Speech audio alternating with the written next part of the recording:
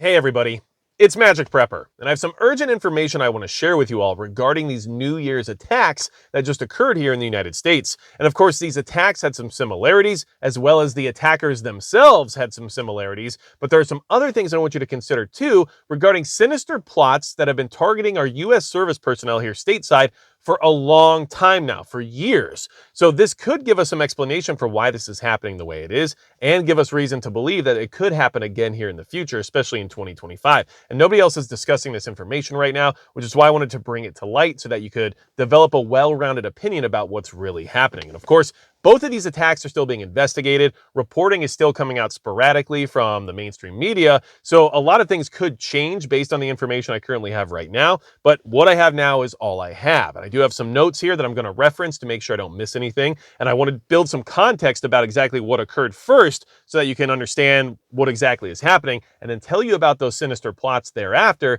so you can apply them to the entire scenario. Now, before we get into it, I want to mention that Midway USA is the biggest supporter of the channel, and thanks to them, I can come out here, give you this information as best I can, and give you a great place to get better equipped for personal preparedness purposes. So big thanks to Midway USA. Now, first we have the New Orleans truck attack, which occurred, which a truck rammed into a crowd on Bourbon Street that killed at least 14 and injured dozens more. So it was an atrocity. And the truck actually had an ISIS flag. Okay, so that is something that told us exactly what was happening there at the time. And originally it was covered up to a degree, but then we were told, yes, there was an ISIS flag attached and displayed on that truck. Now, the truck also had weapons and explosives. So it showed that there was maybe more intent than even just what we witnessed. Now, the attacker actually died in a police shootout and appeared armored and equipped and ready to do more damage than what they were capable of. So, and that's just from my understanding and from what I've seen based on press release photos and everything else. It seemed like they were wearing a helmet and maybe had some other body armor, or at least at the minimum, some sort of chest rig of some kind. So there was a lot of planning involved with this attack. It doesn't seem like it was random, okay? And then they also found IEDs, or improvised explosive devices, around the French Quarter, which was being reported on at the time as factual. However, it does seem that the FBI has been countering a lot of what the police are saying quite a bit. So, like I said, this is all developing and things could change. Now, regarding those IEDs around the French Quarter, at the time we were being told that there was 4 suspected accomplices that were seen actually planting some of these IEDs around the French Quarter, and that would include 3 men and a woman. However, now the FBI is saying that they no longer suspect there are any accomplices. I'm just telling you exactly what I know right now. There's a lot of, different ideas and speculation going on, but so far that's where we're at, okay? Now, there's also an Airbnb that was tied to the attacker that was lit on fire and then also had bomb-making materials on location. So we know that there was definitely more intent there, and there's probably good reason to believe that there was more than just one person involved, especially with all of the different things that this person had set up and ready to go. I think it's pretty easy to understand that we should assume there's more than just one person involved here. And like I said, originally we were told there was at minimum 4 suspected accomplices. Now the FBI is saying otherwise, but we'll see if that changes as well. Now, moving on, we also had an attack in Las Vegas where a Cybertruck exploded right outside of Trump Tower in Las Vegas, okay? Now, explosives were used as verified by Elon Musk at the time, saying that they, ran all the data off of the Cybertruck involved and showed that it had to have some sort of outside explosive device in order to create the explosion. Now, people are calling this a VBIED, which is a vehicle-borne improvised explosive device. And it does seem like it was an intentional attack. And the perpetrator was killed in this attack as well, just like the New Orleans attack. And it is now being reported that the perpetrator looks like they may have perished from a gunshot wound to the head, which means we don't know exactly what happened in the lead up to that explosion or even the attack itself. Now, there are some attack similarities here that are very interesting, okay? The attack similarities include that both attacks were involving, I believe, electric vehicles, and they were trucks that were rented through an app called Turo, Turo. So that's strange enough, right? And we're in a time where there are no coincidences, but still, even if you were someone who was skeptical about whether or not these could be connected, that one is, well, a pretty interesting connection, at least in my opinion, because I didn't even know this app existed before all of this information came out. Now, another interesting similarity between the attackers themselves is that they were both U.S. Army veterans, okay? So the New Orleans attacker was named Shamsuddin Bahar Jabbar. He was in the U.S. Army for 13 years, from 2007 to 2020. Now, this will actually make sense here in a minute when we start going into the online and sinister plots that are being used against U.S. service personnel right now. And that's why I'm bringing this up. It's not because I want to give any level of spotlight or homage to these people. It's because contextually this matters. Okay, so I just wanted to make sure to clarify that. Now, the Las Vegas attacker was identified as Matthew Allen Livelsberger, who was active duty U.S. Army and in the elite special forces, at least from my understanding, and joined in 2006. Okay, so there was definitely a level of overlap here between the two service period, and there is some information coming out about them training at the same bases and things of that nature. However, I don't find that to be extremely relevant, at least at this point in time, until we get further evidence of it being relevant, just because, of course, you know, if you join the military, there's a good chance you're going to end up at the same base as somebody else who joins the military, right? So we can look at that for what we want, but for right now, we can't really say that it has any relevancy to this situation. However, their overlap versus their service time actually does regarding the sinister plots we're going to talk about here, okay? Now, another similarity between these attacks was that both of them had explosives, right? So both of them had intended use of explosive at some point in time, whether or not it was the IEDs planted around the French Quarter or the explosive bomb-making materials found at the New Orleans attackers' Airbnb, or if it was the explosives used in the Cybertruck attack, which were interesting, let's just say, because from what I can tell, it looks like it was mostly gasoline cans and fireworks mixed with possibly like propane, like stove fuel tanks, right? So I don't know exactly how that all works out, especially for somebody who has that background in military experience, for them to assume that that might be a reasonable usage of munitions for that type of an attack, but that's what we're being told. So that's all I have to work with right now. And the other similarity between both attacks is that the attackers themselves both died, right? And in the attack, like not afterward or, you know, not being pursued or anything like that. Basically, like during the attack, they both lost their lives. Although, like I said, it is being reported now that the attacker in Las Vegas with the Cybertruck explosion was possibly, you know, perished before that even happened. Now, why does this matter? Okay. Here's the information I need you to consider as the sun decides it wants to show up. Let's see if we can fix that really quickly because, you know, big brain. Perfect. Okay, so here's the information I need you to consider about these attacks, especially regarding the fact that they had overlap in their military service regarding timelines, but not because of them maybe, you know, interacting or having anything to do with each other per se, but because of what has been going on regarding U.S. military service personnel and being targeted by terrorist organizations over the last 10 years or so, while both of these people were actually in the military, okay? So in 2015, CENTCOM's Twitter account was actually hacked by ISIS, okay? And so this goes back 9 years, right? Well, actually, I guess 10 years now, let's just say. Like, who knows what year it is anymore. But regardless, okay?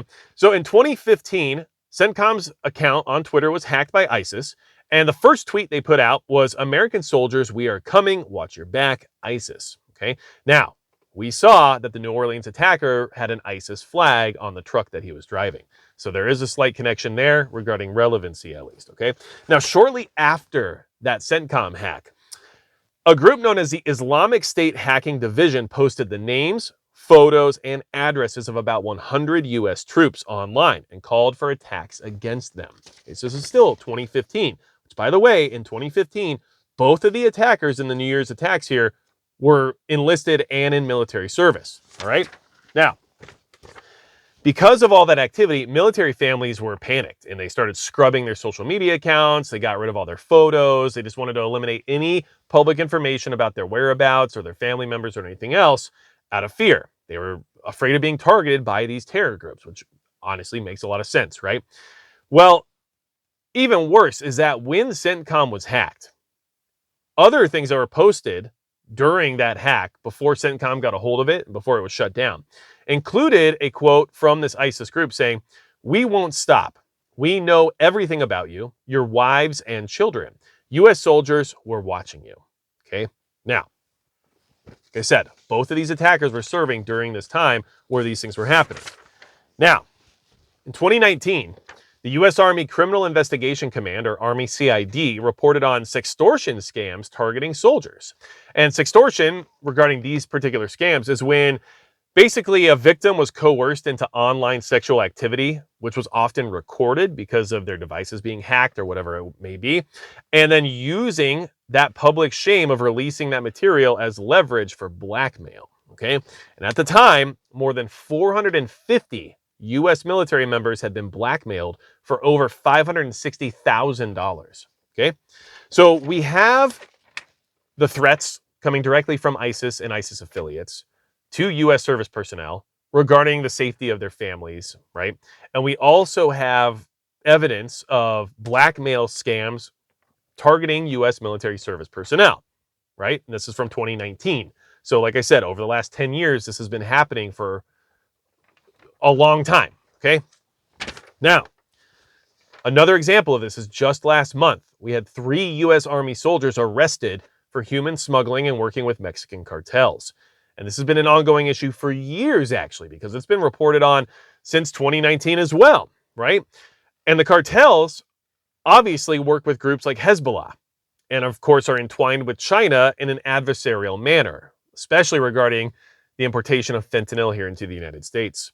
So there's a good possibility that this isn't just sleeper cell activity, and this isn't just your typical Islamic radicalization of military personnel like we've seen in the past with soldiers like Bo Bergdahl and others, where, you know, they were imprisoned and then subjected to likely torture and other things, and then eventually became radicalized through that process. I mean, who knows, right? I mean, we don't know. That person was AWOL. There's a lot of weird stuff going on there. But what I'm saying is that those tactics aren't necessarily required anymore when they have the reach they have just with an online presence. And we have evidence of troops being targeted and blackmailed and used in illegal operations over the last decade. And so something you need to consider and be aware of regarding these attacks. Well, first off, look, I can't tell you for a fact that either one of these people were being blackmailed or extorted or anything along those lines, okay? I don't have the evidence of that, and of course, I wouldn't have access to that evidence even if it did exist because I'm just some guy. But what I can tell you is that for a decade now, at least, probably longer, there has been a concerted effort from terror organizations to target our U.S. military service personnel here stateside. And it's not hard to assume that you could leverage and force somebody into a compromising situation based on threats regarding their family or their home, or even public humiliation based on certain activities they may have participated in. And we are in a time now where, thanks to supercomputers and AI technology, it would be easier and easier to acquire any type of damaging material that could be leveraged against somebody regarding anybody who has an online presence, right? So understand that these attacks are just a tip of the iceberg. We know we've been warned by people within the intelligence community, people within law enforcement, and people who have an understanding of these scenarios. We've been warned by them for years now that these types of things were going to happen. Of course, they are happening. And I've tried my best to warn you on this channel as well that they were going to happen, and that our biggest threat domestically, at least in my opinion, is gang and criminal organization violence produced by cartels, but that is also intertwined with the terror threat because they actually work together. How do you think these foreign nationals and these terrorists get across the southern border? They don't do it on their own. They get help from the Mexican drug cartels. So this is all intertwined to a degree. And when we see U.S. service personnel become radicalized or get pushed into these types of scenarios, you need to keep in mind that there is always a chance that they've been threatened, blackmailed, extorted, and may even have their families on the line when it comes to whether or not they follow through with the action that they were told to do. So I wanted to bring this information to you. I wanted you to have something to consider, and I wanted you to be aware of the fact that this is a real possibility, and this is something that our enemies will gladly use against us anytime they possibly can, because there's nothing better for them than to see US military personnel enact their vision of success here in the United States and then leave us, the American people, trying to figure out what happened and why this happened and why the people we trust to protect us are the ones now attacking us, right? It's not always as easy as it sounds at face value, but I do know we have evidence that this is a possibility, and it is something that I think our foreign adversaries would use to their advantage, right? So let me know down below in the comments what you think about all this. Let me know if you think there is any relevancy here regarding this information, and let me know if you think that we're likely to see more of these types of attacks here in the near future, because in my opinion, it is likely. I've said it is likely for a long time now, and I do think you need to be aware and prepared and well equipped to make sure that you can get you and your family out alive by whatever means necessary, okay? Anything else you need from me at all, go to magicprepper.com. And besides that, that's going to be it for Magic Prepper.